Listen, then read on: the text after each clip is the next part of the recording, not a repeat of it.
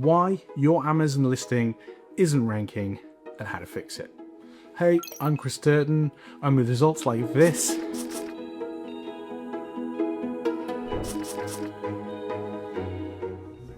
I'm a bit of an expert when it comes to selling on Amazon for brands. So today, yes, we're going to talk about exactly why your Amazon listing is failing and what you can do to resolve and fix the issues. We're going to start with what the most common problem is of all, is people understanding how Amazon's algorithm really works. So first of all, ignore anything about keywords in titles, how many images there are, the prices, any hacks or quick fix ideas. It's all about one thing. It's all about sales velocity. Amazon ranks its products organically on the basis of sales momentum. And it does that for one simple purpose, and that is it makes more money that way. Consistent referral fees are much better than a product that spikes for a day and then doesn't sell for several weeks. It's all about that financial recoupment. It also is a signal to Amazon that a consistent selling product is better for the consumer. You need to put your mindset into that concept first.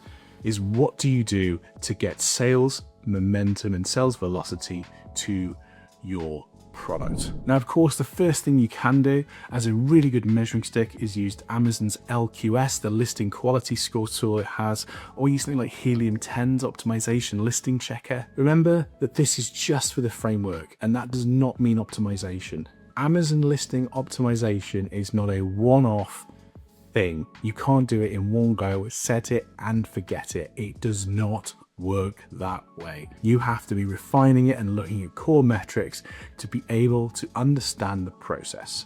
But in order to get the momentum going, to get the framework right, use a tool like Helium 10 listing checker to make sure that it hits a maximum 10 out of 10 and you're hitting all those steps for the really, really simple foundations. Remember, competitor analysis is crucial.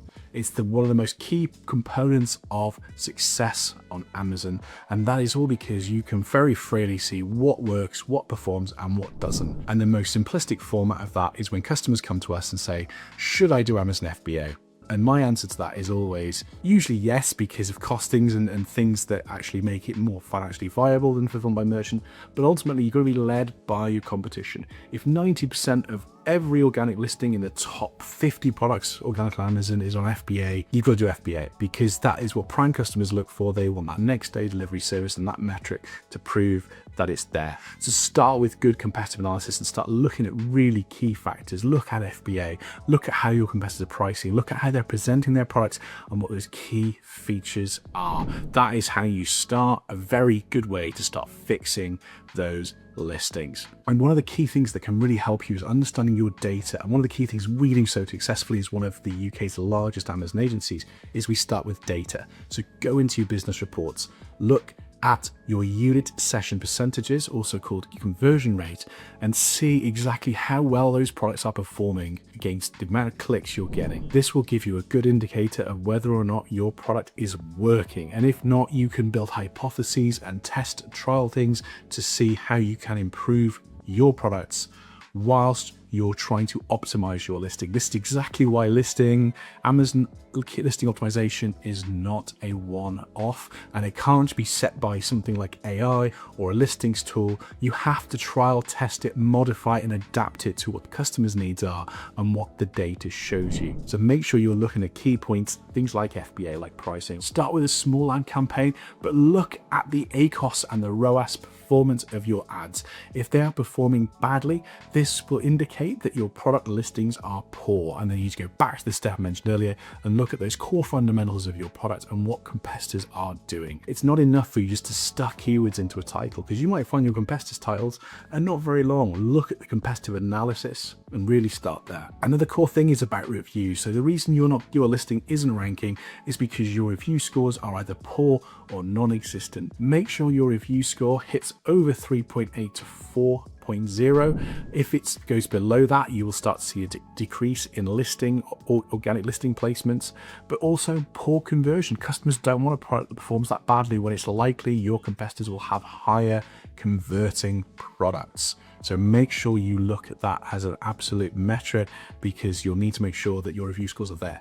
to get those reviews, look at a service like Amazon Vine. It's the legit way to get reviews. If you have Amazon brand registry and you have an FBA, you can use Vine. You have to pay for the service and you have to pay for the products, but it's absolutely worth it to get that momentum. Don't worry about getting thousands of reviews. You don't need thousands of reviews. Just get that format of early reviews to get that element working for you and to really structure that out. So remember to look at what is the performance like of my product.